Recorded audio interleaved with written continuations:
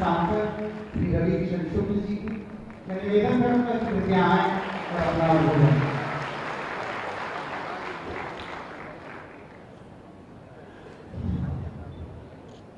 कैसे हैं आप लोग? एक बार हमारे ऐसे महाराज जी जो था जिनके बारे में मैं कह सकता हूँ, मैं 2-3 रात खड़े रह गए, इनके बारे में बहुत कुछ कह सकता हूँ क्योंकि कलाकार मैं पढ़ता बहुत हूँ, ह्यूमन नेचर को। ऐसे महाराज जी सेंसिटिव हैं, भावुक हैं, खासकर स्टूडेंट्स को लेकर बहुत ज्यादा इमोशंस हैं क्योंकि जैसे आप लोग जानते हैं कि नाथ संप्रदाय जो पीठ है ये एजुकेशन के लिए जानी जाती है, वो अध्यात्म हो या शिक्षा का विभाग हो। Always there are 53 colleges and school Maharaj is running right now. So you can imagine how sensitive it is. एक जोरदार ताली वंदन महाराज जी को लिए स्वागत है आपका। महाराज जी हमारे क्षेत्रीय अध्यक्ष जी यहाँ हैं, सजानंद राय जी आपका स्वागत है। जिला अध्यक्ष जी युधिष्ठिर जी आपका स्वागत है। हमारे ग्रामीण विधायक बड़े लोकप्रिय हैं, बहुत ईमानदार, दिन रात दौड़ते हैं, आपका स्वागत है। हमारे डीसी महोदय जिन्होंने अभी आप लोगों को डिटेल में बताया फार्मेसी की एक बहुत बड़ी इमारत फॉर यू आप लोगों के लिए यहाँ खुल रही, तो बहुत बढ़िया हुई जब भविष्य आप लोगों के खातिर इतना सोचल जाता।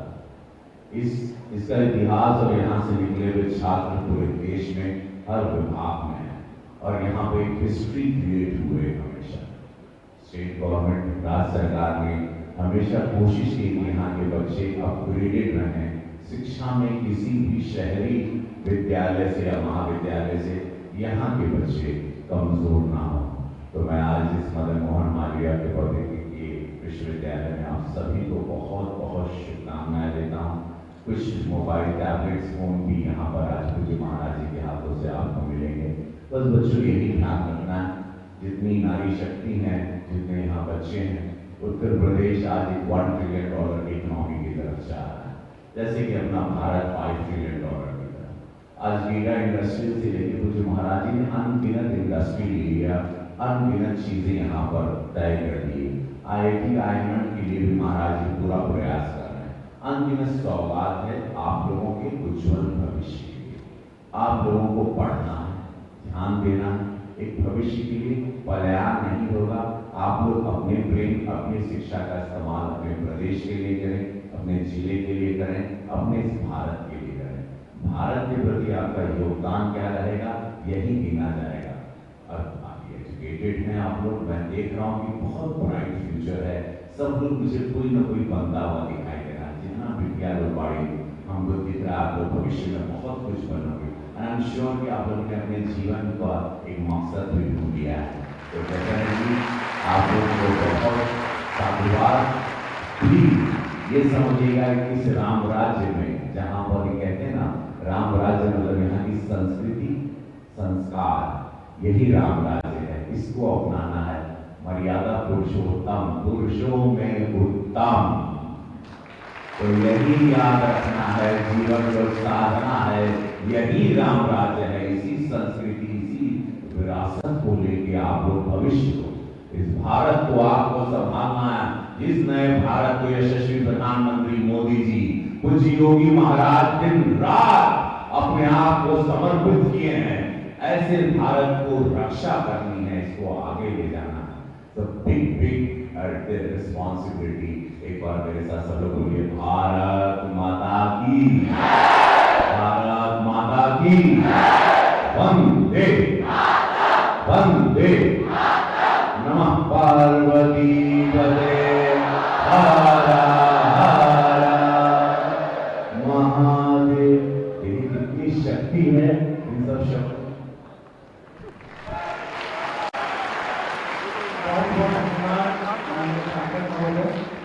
आपके उद्बोधन से इस सभा में नवीन जोश का संचार हुआ।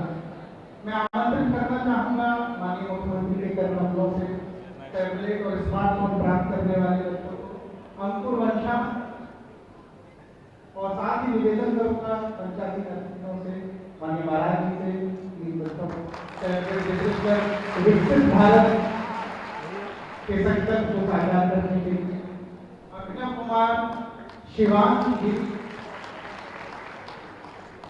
शिवम यादव, अभिलाषा पाठक, आयुषी तिवारी, आशी अवस्थी, प्रकृति, फैज अब्बासी, श्रेया सिंह। उपस्थित जन समुदाय से मेरा अनुरोध है कि जोरदार करतल ध्वनि से छात्रों की हौसला अफजाई हो। ज्योति द्विवेदी, कुसुम यादव, अंकिता पांडे, माधवी और प्रिया। माननीय प्रधानमंत्री जी के स्वप्न विकसित भारत को साकार करते हुए हमारे यशस्वी मुख्यमंत्री पूज्य महाराज जी,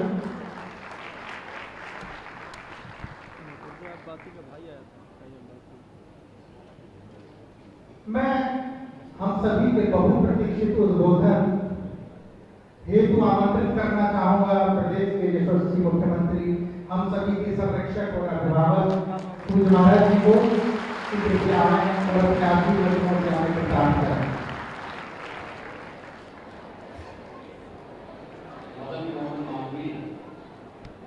प्रौद्योगिकी विश्वविद्यालय की फार्मेसी विभाग के इस नए भवन की आधारशिला के भूमि पूजन कार्यक्रम में मंच पर उपस्थित गोरखपुर के लोकप्रिय सांसद श्री रविकिशन जी, विश्वविद्यालय के कुलपति प्रोफेसर जयप्रकाश सिंह जी, गोरखपुर ग्रामीण के विधायक श्री विपिन सिंह जी, मंच पर उपस्थित भारतीय जनता पार्टी के क्षेत्रीय अध्यक्ष श्री सहजानंद राय जी, जिला अध्यक्ष ऋषि सिंह जी, विश्वविद्यालय के सभी आचार्यगण, विश्वविद्यालय के सभी अन्य पदाधिकारी और उपस्थित छात्र छात्राएं, आप सबको मैं विश्वविद्यालय की इस प्रगति में सहभागी होने के लिए हृदय से बधाई देता हूं। मुझे प्रसन्नता है भारत माता के एक ऐसे सपूत पंडित मदन मोहन मालवीय जी के नाम पर यह तकनीकी विश्वविद्यालय गोरखपुर में स्थापित है, जिनका पूरा जीवन शिक्षा के लिए और समाज सुधार के लिए समर्पित था। उनकी इन अमूल्य सेवाओं को ध्यान में रख करके जिन्होंने आजादी के कई दशक पूर्व काशी में काशी हिंदू विश्वविद्यालय की स्थापना की। हम सब जानते हैं बनारस हिंदू विश्वविद्यालय 1916 में उस विश्वविद्यालय का उद्घाटन हो चुका था और उस समय संसाधन नहीं थे, यह देश पराधीन था, तमाम चुनौतियां थी, देश का आंदोलन गति पकड़ता जा रहा था, आजादी का आंदोलन एक और गति पकड़ता जा रहा था। आजादी के आंदोलन में पंडित मदन मोहन मालवीय जी की सक्रिय सहभागिता थी और सबके बावजूद एक संकल्प भी था कि हमारा देश स्वतंत्र होगा। स्वतंत्र भारत में हमें कैसे नागरिक चाहिए, उसके लिए इस प्रकार की शिक्षा की केंद्र स्थापित करना है। यह ब्रिटिशर नहीं करेंगे, हमें स्वयं करना है। और उन्होंने बनारस हिंदू विश्वविद्यालय की स्थापना की नींव रखी और 1916 में उसका उद्घाटन भी कर दिया। 1916 में प्रारंभ हो गया। आज आप देखेंगे, कल्पना करिए 100 वर्ष पूर्व यानी आज से 108 वर्ष पूर्व उस विश्वविद्यालय की परिकल्पना को मूल रूप देने वाले पंडित मदन मोहन मालवीय जी के नाम पर आपका एक तकनीकी विश्वविद्यालय है। तकनीकी विश्वविद्यालय ये गोरखपुर में, पूर्वी उत्तर प्रदेश में तकनीकी क्षेत्र का एक उत्कृष्ट केंद्र है। इसकी अपनी एक पहचान है। विश्वविद्यालय राज्य सरकार के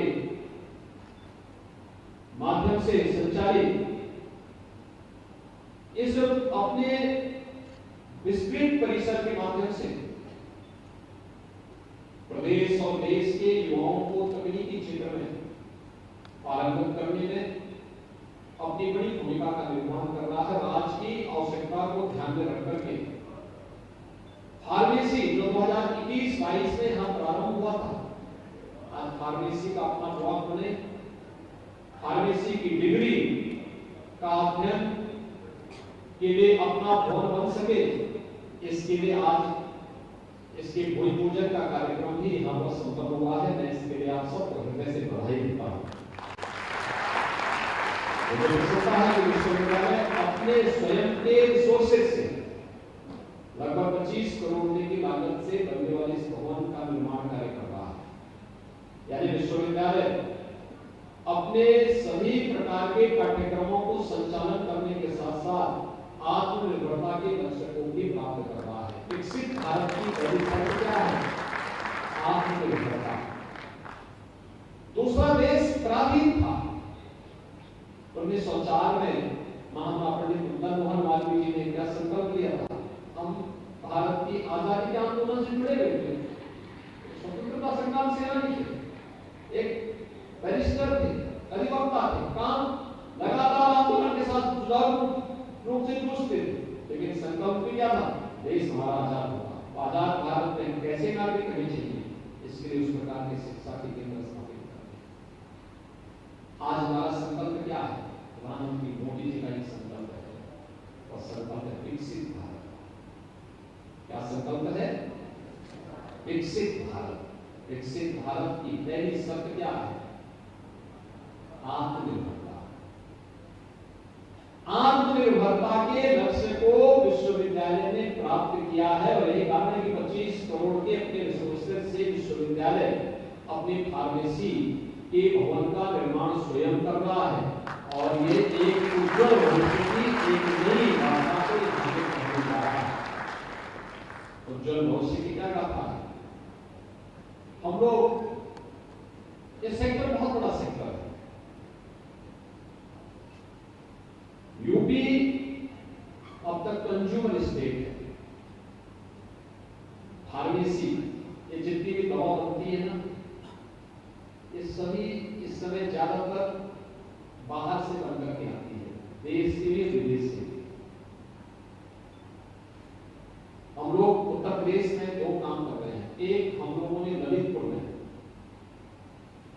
2000 एकड़ लैंड फार्मा पार्क के लिए मैंने आवंटित किया है। फार्मा पार्क के निर्माण का कार्य हमारा वहां प्रारंभ हो चुका है। और दूसरा, हम लोग यमुना अथॉरिटी में मेडिकल डिवाइस पार्क बना रहे हैं। यानी उत्तर प्रदेश में जो काम 1947 में होना चाहिए था, 1950 में होना चाहिए था, या उसके बाद होना चाहिए था, आज उस क्षेत्र में हम कार्य कर रहे हैं। दवा की आवश्यकता यहाँ है, लेकिन दवा बन रही है कहीं और जगह। लोगों को सबसे ज्यादा आबादी यूपी में निवास करती है, लेकिन ये सब बनती है बाहर। जब अच्छे और दक्ष जनशक्ति हमारे पास होगी, तो उसका मैन्युफैक्चरिंग, उसका प्रोडक्शन यही यूपी के अंदर करने में सफल होगी।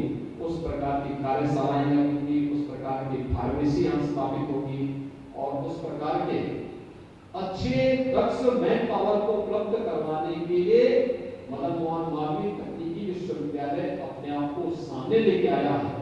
मैं विश्वविद्यालय को इसके लिए हृदय से धन्यवाद देता हूँ।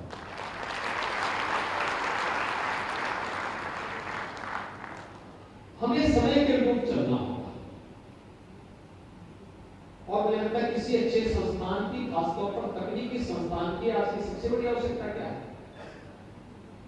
वह मार्केट को मैपिंग करे। मार्केट की आवश्यकता क्या है? इंडस्ट्री की आवश्यकता क्या है? समाज की आवश्यकता क्या है? और उस आवश्यकता के अनुरूप पाठ्यक्रम तैयार करना और उस प्रकार की स्किल मैन पावर को, इंडस्ट्री को, सोसाइटी को, या फिर हम मार्केट की डिमांड के अनुसार अगर उपलब्ध कराते हैं तो यह इकोनॉमी को भी बढ़ोतरी करेगा। भारत की अर्थव्यवस्था को प्रधानमंत्री मोदी जी ने तय किया है 2027 तक $5 ट्रिलियन की इकोनॉमी बनाना है। प्रधानमंत्री मोदी जी के 10 वर्ष के कार्यकाल में भारत 11वीं अर्थव्यवस्था से आज 5वीं बड़ी अर्थव्यवस्था के रूप में स्थापित हुआ है। और अब हमारा संकल्प क्या है? अगले 3 वर्ष में प्रधानमंत्री मोदी जी के तीसरे कार्यकाल में भारत को दुनिया की तीसरी बड़ी अर्थव्यवस्था के रूप में तीसरी बड़ी अर्थव्यवस्था का मतलब भारत दुनिया का एक आर्थिक महापावर के रूप में स्थापित है। आर्थिक महाशक्ति के रूप में भारत की स्थापना के पीछे इस प्रकार के तकनीकी संस्थानों की और आप जैसे तकनीकी रूप से सक्षम युवाओं की बड़ी भूमिका है। उस अपनी भूमिका को पहचानना, उसके अनुरूप अपने आप को तैयार करना और उसी आत्मविश्वास से भरपूर हमारा यह युवा जब आगे बढ़ेगा तो पूरी दुनिया आपके सामने नतमस्तक है। भारत का युवा दुनिया के अंदर जहां कहीं गया है, छा गया है। इतनी बड़ी मानव संसाधन हमारे पास मौजूद है। आज आप देख रहे हो उत्तर प्रदेश में एक नए बदले हुए उत्तर प्रदेश को आप देख रहे हो।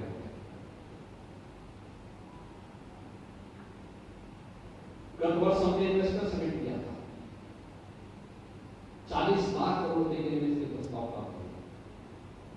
अभी हमने 19 फरवरी को प्रधानमंत्री जी से उसका शिलान्यास करवाया। 10.5 लाख करोड़ रुपए के निवेश के प्रस्ताव का एक साथ शिलान्यास हुआ।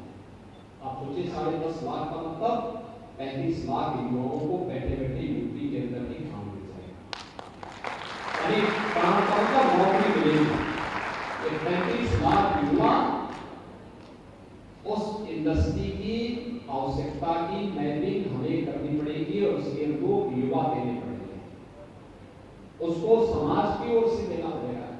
इंस्टीट्यूशन जब उसके लिए अपने आप को तैयार करेगा तब वो आवश्यकता की पूर्ति होगी। यूपी यहाँ पर मैन्युफैक्चरिंग हब के रूप में अपने आप को स्थापित करेगा और इसके लिए आज हम लोग हर युवा को तकनीकी रूप से सक्षम बनाने के लिए कैबिनेट में स्मार्टफोन वितरण का काम सरकार इसीलिए उपलब्ध करवाने का कार्य कर रही है, बृहद पैमाने पर कर रही है। ये सभी युवा आज इस अभियान के साथ जुड़े हुए हैं, उस कार्यक्रम के साथ जुड़े हुए हैं। हमें इसका उपयोग करना चाहिए, इस अभियान के साथ जुड़ना चाहिए। कैबिनेट में स्मार्टफोन के माध्यम से हमने प्रयास किया है कि इसमें केंद्र और राज्य शासन से जुड़ी हुई पॉलिसीज भी उसमें आ जाए। युवाओं से संबंधित कौन सी ऐसी नीति है जो आपको तकनीकी रूप से सक्षम बनाने में अपना योगदान दे पाएगी, कौन आपको समर्थ बना पाएगा, कौन आपको आत्मनिर्भरता के लक्ष्य को आगे बढ़ाने में मदद कर पाएगी। ये बहुत मायने रखता है। पहले दिन से टारगेट आपका फिक्स हो, उसके अनुरूप आपका प्रयास प्रारंभ हो। और मेरा मानना है दुनिया में असंभव कोई शब्द नहीं है। असंभव ये उन्हीं लोगों के लिए है जिनको कुछ नहीं करना। जिस व्यक्ति के पास सामर्थ्य है, जिसके पास कार्य करने का आत्मविश्वास है और चुनौतियों से जूझने का साहस है, उसकी डिक्शनरी में असंभव शब्द नहीं होना चाहिए। और खासतौर पर युवाओं को जागरूक करना। उन्हें मान के चलना चाहिए वे कर सकते हैं, उनके लिए संभव है। जहां चुनौतियां होंगी वहीं पे आपके लिए संभावना भी होगी, वहीं पे आपको आगे बढ़ने के लिए अपने आप को साबित करने का एक अवसर भी होगा और उस अवसर से कभी चूकना नहीं, उसका हमें भरपूर लाभ उठाना चाहिए, भरपूर लाभ उठाना चाहिए और उस दिशा से अपने आप को तैयार करना। आपके लिए विश्वविद्यालय एक नित्य नई प्रोग्रेस के साथ आगे बढ़ रहा है, एक नए पाठ्यक्रम को यहां लेके आ रहा है। समाज, इंडस्ट्री और मार्केट की डिमांड के अनुरूप सक्षम और स्किल मैन पावर को उन्हें उपलब्ध कराने के लिए अपने आप को तैयार कर रहा है। प्रधानमंत्री मोदी जी के राष्ट्रीय शिक्षा नीति के संकल्पों को अक्षरशः जमीनी धरातल पर उतारने का कार्य कर रहा है। ये चीजें दिखाती हैं हम सही दिशा में आगे बढ़ रहे हैं और हम सब का भी कंट्रीब्यूशन प्रधानमंत्री मोदी जी के विकसित भारत के संकल्प के साथ होगा और उस संकल्प के साथ तभी हम जुड़ पाएंगे जब हर क्षेत्र का व्यक्ति अपने नागरिक कर्तव्यों का ईमानदारी पूर्वक निर्वहन करेगा। हम सब भी उस अभियान के साथ जुड़े। उत्तर प्रदेश में पर्याप्त आपके लिए अवसर है, पर्याप्त अवसर है। हमारा ये फार्मा पार्क ललितपुर वाला एक बार मूल रूप ले लेगा, अंतिम चरणों में इसका कार्य चल रहा है। अब देखना हम यूपी को फार्मेसी का फार्मा का हब बनाना नहीं, लोग पहले बोल रहे थे। देखिए मैं इस बात को मानता हूं कि जहां पे व्यक्ति चुनौती से जूझने के लिए अपने आप को तैयार कर लेता है, ईश्वर भी परमात्मा भी उसकी मदद करता है। जहां पे व्यक्ति ये मान के चल लेता है तो हो जाएगा, तो वहां पे वो व्यक्ति अपने अवसर से चूक जाता है। हमने अपने सामर्थ्य से अपने लक्ष्य को प्राप्त करने की दिशा में हिस्सा लेना है और मैंने पिछले 7 वर्ष में उत्तर प्रदेश के अंदर देखा नहीं सब। आपने देखा होगा उत्तर भारत के जो राज्य मारू राज्य कहलाते थे उनमें से यूपी भी था और मुझे प्रसन्नता है कि यूपी आज मारू राज्य की स्थिति सुधर करके देश की दूसरी बड़ी अर्थव्यवस्था बन गई है। आपके हम 6ठे नंबर पर थे देश के अंदर, जनसंख्या हमारी नंबर 1 पर थी, लेकिन देश की अर्थव्यवस्था में हमारा स्थान 6ठे स्थान पर था और आज उत्तर प्रदेश देश के अंदर देश की दूसरी बड़ी अर्थव्यवस्था को स्थापित हो गया। हम बीमारू राज्य आज के दिन पे यूपी को कोई बीमारू राज्य नहीं कहता। आज के दिन पे कोई यूपी में आता है तो प्रफुल्लित होकर जाता है, यहाँ की प्रोग्रेस को देखता है, प्रफुल्लित होकर जाता है। यहाँ पे निवेश करने के लिए इच्छुक दिखाई देते हैं, हर एक सेक्टर में संभावनाएं हैं, लेकिन आज से 7 वर्ष पहले स्थिति और भी नहीं थी। लोग हमें कहते थे सब कैसे होगा, हम कहते क्या बात कर रहे हैं, कैसे आपने यूपी को पहचाना नहीं। तो मुझे हंसी आती थी कि यहाँ पे यूपी में सब कुछ है लेकिन संकल्प का अभाव है। लोग वही, प्रदेश वही, मशीनरी वही, ऐसा नहीं कि कोई हम लोग ऊपर से कहीं से और जगह से लेके आ गए, सब कुछ वही है, केवल कार्य संस्कृति बदलती है। कार्य संस्कृति बदलना और उसका रिजल्ट इस रूप में हमारे सामने आता है, आज आप सबने देखा है। विश्वविद्यालय एक सही दिशा में आगे बढ़ रहा है। मैं प्रोफेसर के.पी. सिंह जी को और उनकी पूरी टीम को इसके लिए हृदय से धन्यवाद देता हूँ। मुझे विश्वास है कि विश्वविद्यालय देश के तकनीकी विश्वविद्यालयों में अपना उत्कृष्टतम स्थान बना करके एक लीड और नेतृत्व की श्रेणी में खड़ा होगा। इन सभी युवाओं के उज्जवल भविष्य को देश के भविष्य के साथ जोड़ करके विकसित भारत के लिए आत्मनिर्भरता के लक्ष्य को प्राप्त करने की दिशा में मजबूती के साथ आगे बढ़ेगा और आप जैसे युवा प्रतिभाशाली जब तकनीकी दृष्टि से सक्षम होकर के समाज के सामने आएंगे तो समाज को अवश्य ही एक नई गाइडेंस देने में हम सफल हो पाएंगे। आज के इस अवसर पर जब यहाँ के फार्मेसी ब्लॉक का शिलान्यास और भूमि पूजन का कार्यक्रम संपन्न हुआ है, मैं इस अवसर पर एक बार विश्वविद्यालय को इस उपलब्धि के लिए हृदय से बधाई देता हूँ और विश्वास व्यक्त करता हूँ कि समयबद्ध तरीके से विश्वविद्यालय की टीम इस निर्माण कार्य को पूरा करते हुए अपने नए भवन में नए संसाधनों के साथ, नई तकनीक के साथ यहां से बी फार्मा और एम फार्मा के निकले हुए छात्र प्रदेश के और देश के विकास में अपना योगदान दे पाएंगे। आप सबके प्रति आज के इस अवसर पर मैं अपनी मंगलमय शुभकामनाएं देता हूं। धन्यवाद। जय हिंद।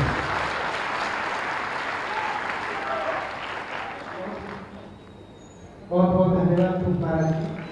मैं माननीय कुलपति महोदय से अनुरोध करूंगा कि पूरी महाराज जी को इस पीछे में बैठकर सम्मानित